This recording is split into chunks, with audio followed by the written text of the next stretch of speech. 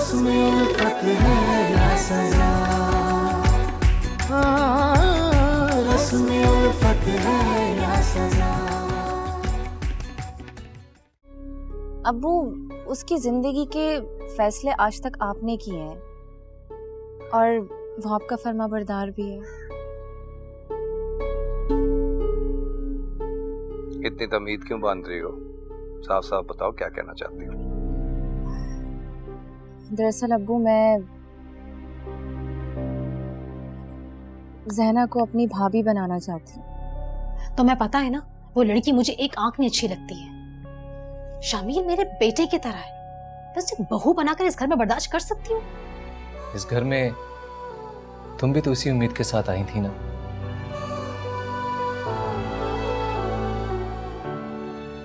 तुम तो मुझसे नाराज नहीं हुई? क्योंकि मैं अभी तक आस लगाकर जो बैठी हुई हूँ। नवीन तो घर पे नहीं है। मैं आपसे भी मिलने आई हूँ। वो मुझे जरूरी काम से जाना है, तुम बाद में आ जाना। रस्म उल्फत है या सजा, रस्म उल्फत है या सजा।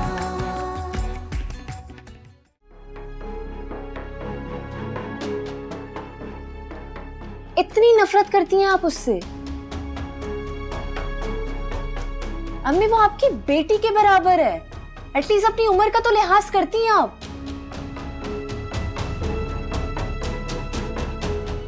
अरे लोग तो इखलाकन दरवाजे पर किसी अजनबी इंसान को भी पूछते हैं, उसे अंदर आने का कहते हैं। वो तो फिर भी कोई गैर नहीं थी, दोस्त है मेरी सबसे अच्छी। और ऊपर से वो आरेस की कजन है। ये क्या कर दी अम्मी आपने? इस घर की मालकिन मैं हूं। कौन इस घर में आएगा और कौन नहीं, ये फैसला करने वाली मैं हूं। मुझे समझाने की और इखलाकियत का सबक देने की कोई जरूरत नहीं है।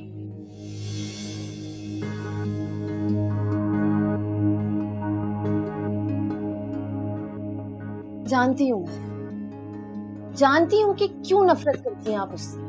पहले तो आपके पास खाली एक वजह थी ना, अब तो आपके पास एक और वजह भी है उससे नफरत करने की, है ना? बेवकूफ लड़की, उससे नफरत मैं तुम्हारी मोहब्बत में कर रही हूँ। ये मासूम सी नजर आने वाली लड़की एक दिन सौतन बनकर तुम्हें आरिस के दिल से और उसके घर से निकाल बाहर कर देगी। फिर दिमाग दुरुस्त होगा तुम्हारा।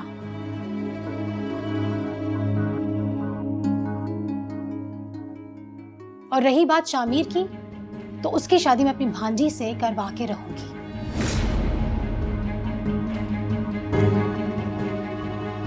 शामिर को मैंने मां बनकर पाला है, वो मेरी बात को कभी भी रद्द नहीं करेगा।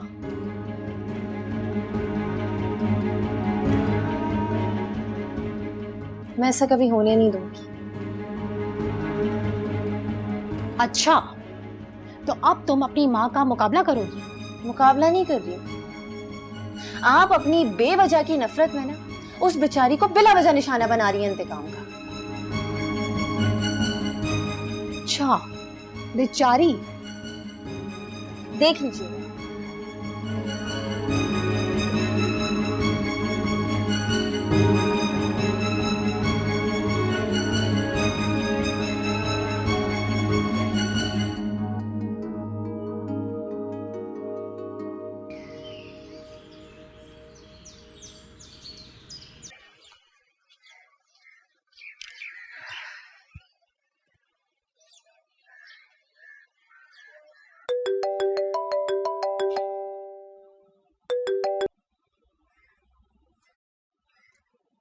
क्या हाल है नवीन, कैसी हो? हेलो ज़ैना, मैं बिल्कुल ठीक हूँ। तुम कैसी हो? अच्छा सुनो, मैं तुमसे अभी और इसी वक्त मिलना चाहती हूँ। अभी? इतनी जल्दी? सब खैरियत तो है? कुछ हुआ है क्या? एक्चुअली मैं तुमसे माफी मांगना चाहती हूँ। किस बात की माफी मांगनी है? अपनी अम्मी के रवैये के लिए, उनकी बदसलूकी के लिए मैं बहुत शर्मिंदा हूँ, इसलिए मैं तुमसे माफी मांगना चाहती हूँ।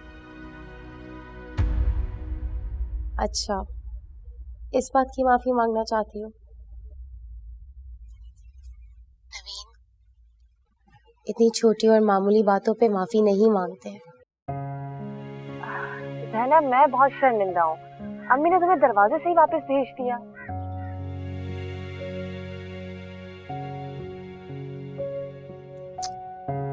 इसमें इतना बुरे मानने वाली बात नहीं है। I understand. तुम घर पर नहीं थी और आंटी को बहुत जरूरी काम से जाना था ना। अब बताओ, कोई भी घर पे नहीं है तो मैं अकेली बैठ के क्या करती? ठीक किया उन्होंने। जहना, तुम कितनी अच्छी हो ना, तुम्हारे साथ कोई बुरा सलूक भी करे तो तुम्हें बुरा नहीं लगता। नवीन, मेरे साथ कुछ बुरा नहीं हुआ। तुम्हारी मम्मा मेरी माँ जैसी है।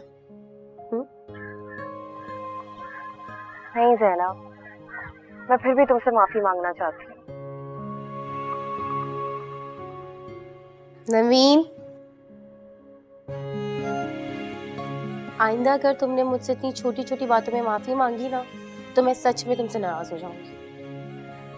अच्छा बाबा, मैं नहीं मांगूंगी माफी, लेकिन तुम मेरे घर तो आ सकती हो ना अभी। चलो जल्दी से मेरे घर आओ।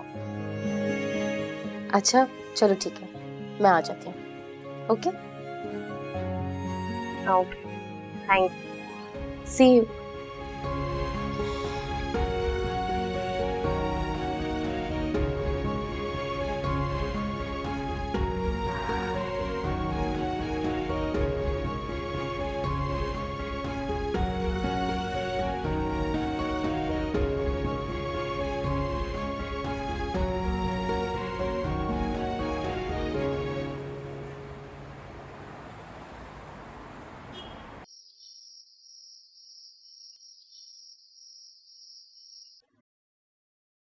अच्छा नहीं किया तुमने सलीमा। कौन करता है ऐसे?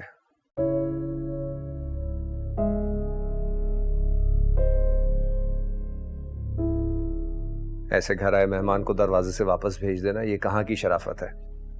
और फिर जहना हमारी बेटी जैसी है। इतनी छोटी बात तुमने अपने अब्बू को बता दी। क्या जरूरत थी बताने की? किसी की बेइज्जती करना छोटी बात नहीं होती सलीमा बेगम। अच्छा, जैना की बेइज्जती तो आप लोगों को बहुत नजर आ रही है, और दोनों मिलकर जो मुझे शर्मिंदा कर रहे हैं, इस बात का एहसास है आप लोगों को? मैं तुम्हें शर्मिंदा करने की कोशिश नहीं कर रहा। तुम हर बात को गलत ले लेती हो।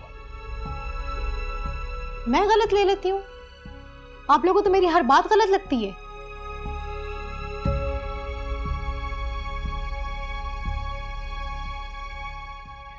अच्छा रहने दो ये झगड़ा। राशिदा बहन का फोन आया था, कह रही थी कि मंगनी की रस्म सादगी से होनी चाहिए। मैंने कहा आपकी मर्जी है, सादगी से करें या पुरौनक तरीके से, मगर रस्म हो जानी चाहिए, इसी में हमारी खुशी है।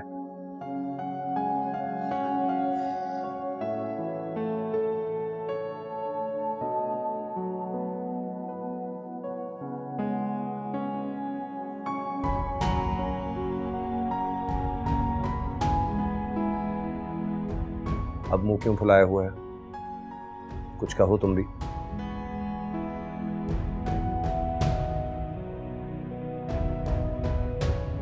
मुझे बोलने की क्या जरूरत है? मेरी बात की कोई अहमियत है? हर बात तो मेरी आप लोगों को गलत लगती है।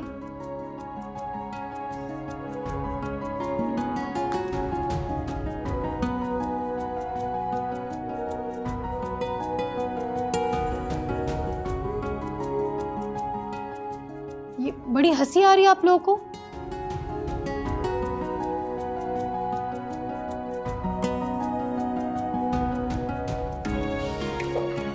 अरे अब क्या हुआ इसे? अब मैं आपको बताती हूँ कि अम्मी नाराज क्यों है।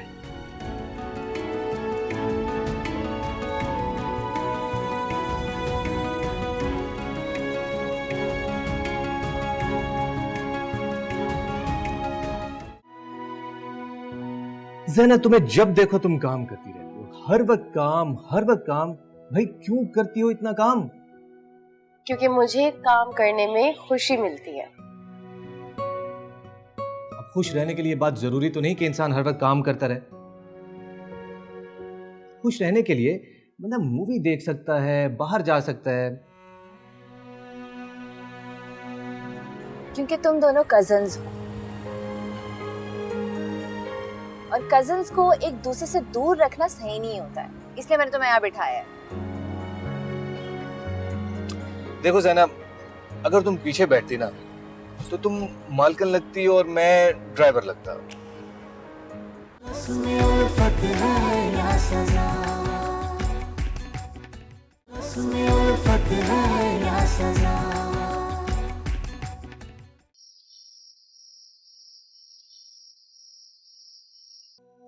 अश्क आँखों में ना होठों पे तुहाई होती। मुझे ऐसा लग रहा है जैसे इतनी दिल बर्दाश्तगी के बाद इतनी जल्दी किसी और से ज़रा रिश्ता करने पर आमादा नहीं होती। हाँ, लेकिन मैं ये सब कुछ इसलिए करना चाहती हूँ कि उसकी ख्वाहिशात और उसकी उम्मीदों का अज़ाला कर सकूं। रस्म उल्फत भी कभी काश निभाई होती।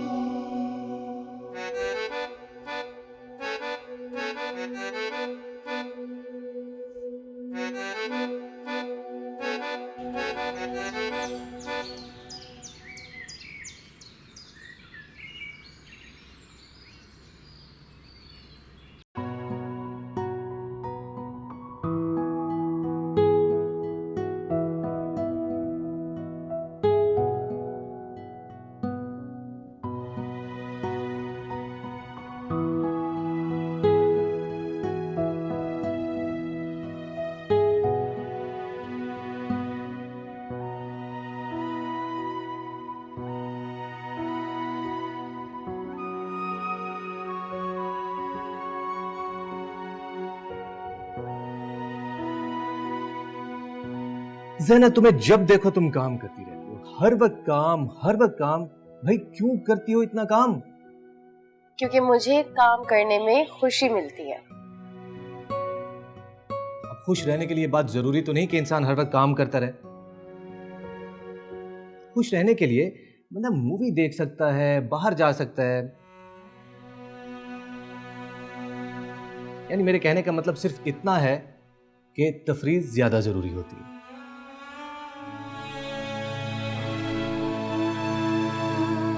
मुझे खुश रहने के लिए तफरीह की जरूरत नहीं है। तो वैसे ही बहुत खुश हूँ।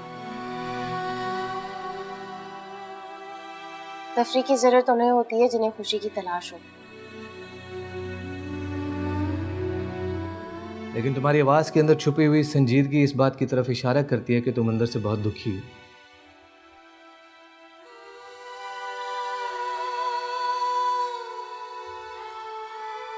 ज़ैना, ये बात सच है कि मेरी बातों ने तुम्हें बहुत मायूस किया है, लेकिन मैं तुम्हारा गमगुसार तो बन सकता हूं ना।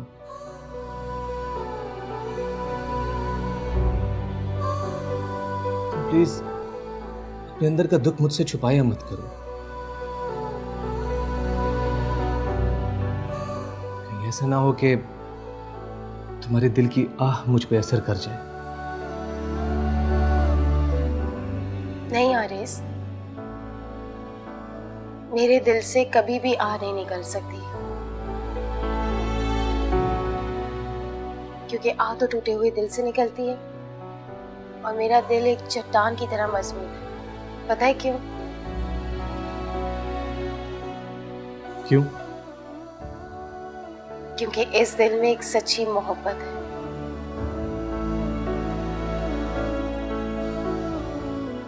और जिस दिल में सच्ची मोहब्बत होती है वो दिल कभी टूटता नहीं है। माना कि मैं तुमसे बातों में जीत नहीं सकता, लेकिन जो मैं तुम्हारे लिए महसूस करता हूं, जो समझ सकता हूं, वो गलत नहीं है। और ये बात तुम अच्छे तरीके से जानती हो। क्या जानती हूँ मैं अच्छे तरीके से? वही जो तुम अपनी जबान पर नहीं लाना चाह रही। यही तो मेरी मोहब्बत की जीत है। जो बात मैं बताना नहीं चाहती वो सब तुम मेरे बगैर बताए खुद समझ जाते हो।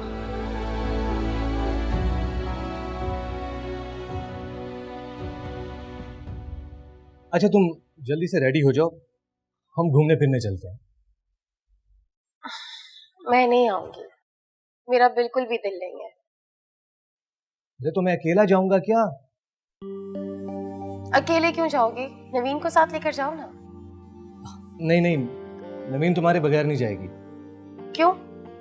पहले भी तो तुम लोग साथ ही घूमते थे ना। हाँ, पहले की बात कुछ और थी, तब तुम हमारी दोस्त नहीं थी। अब तुम हमारी जिंदगी में हो, हम दोनों की दोस्त हो। ऐसा तो नहीं हो सकता ना? ठीक है, नवीन को कॉल करो और कहो कि तैयार हो जाए। मैं भी तैयार होने जा रही हूँ। Thank you so much. Thank you.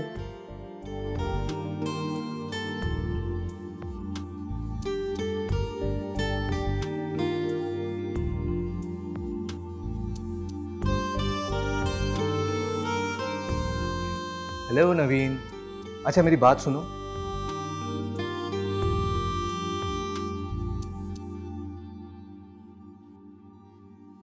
नहीं आरिस, मेरे दिल से कभी भी आह नहीं निकल सकती, क्योंकि आह तो टूटे हुए दिल से निकलती है और मेरा दिल एक चट्टान की तरह मजबूत है। पता है क्यों? क्यों? क्योंकि इस दिल में एक सच्ची मोहब्बत है।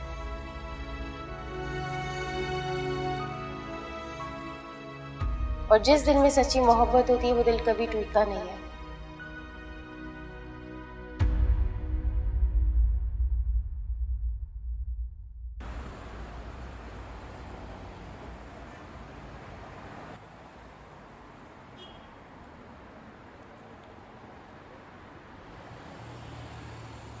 क्या सोच रही हो ज़ैनब? मैं सोच रही हूँ कि इस सीट पे नवीन का हक है।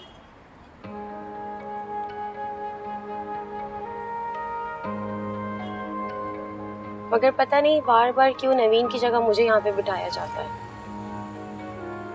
इसमें हक की बात कहाँ से है? तुम बैठो या नवीन बैठे, बात तो एक ही है। तो फिर नवीन को क्यों नहीं बिठाया यहाँ पर? क्योंकि तुम दोनों कजन्स हो और कजन्स को एक दूसरे से दूर रखना सही नहीं होता है, इसलिए मैंने तुम्हें यहाँ बिठाया है।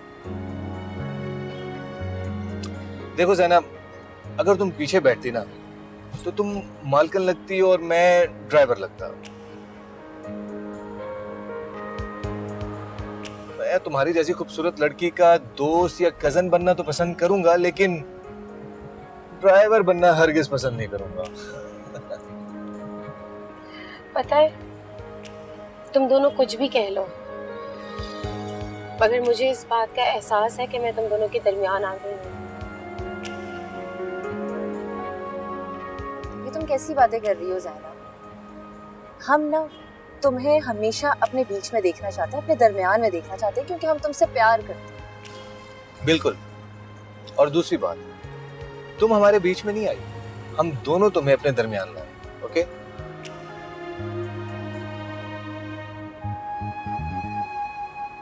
हम तीनों दोस्त हैं और एक दूसरे के बगैर हम तीनों अधूरे हैं।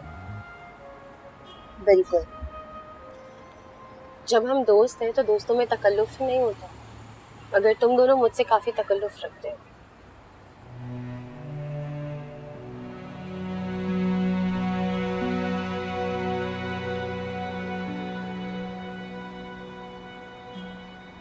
मेरी पसंद, मेरी खुशी को कितनी तरजीह दी जाती है।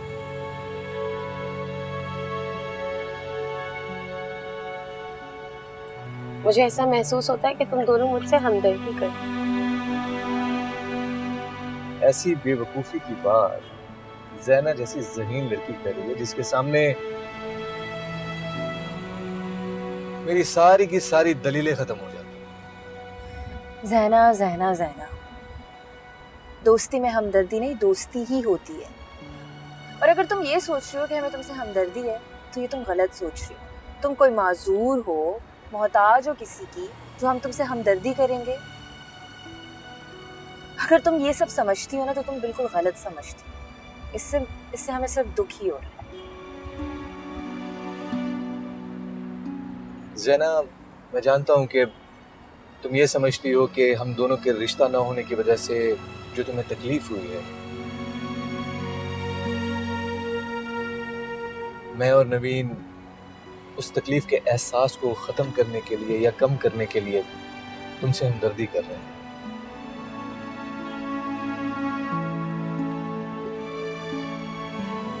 लेकिन ये बात मैं तुम्हें क्लियर करना चाहता हूँ कि तुम्हारा हम दोनों के बारे में ऐसा सोचना सरासर गलत है।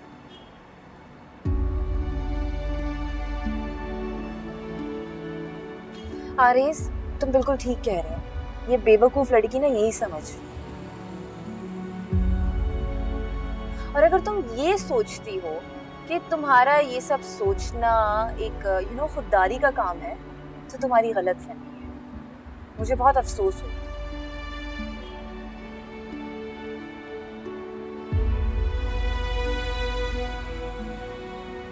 I am sorry.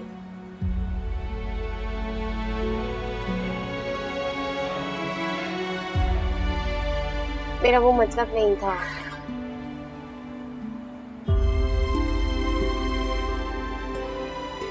पता नहीं मेरे दिमाग में क्या क्या बातें आती रहती हैं।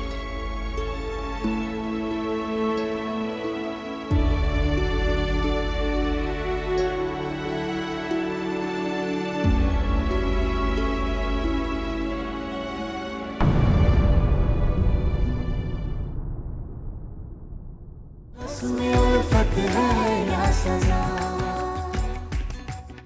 उसमें उल्फत है या सजा। ओफो, अमादा तो उससे किया जाता है जो राजी ना हो। अगर मैं शामिर से बात करूंगी ना तो वो शायद इनकार ना करे। क्या मेरी शिरकत ना करने से तुम्हारी मंगनी रुक जाएगी? नहीं, बिल्कुल नहीं रुकेगी। होगी और जरूर होगी।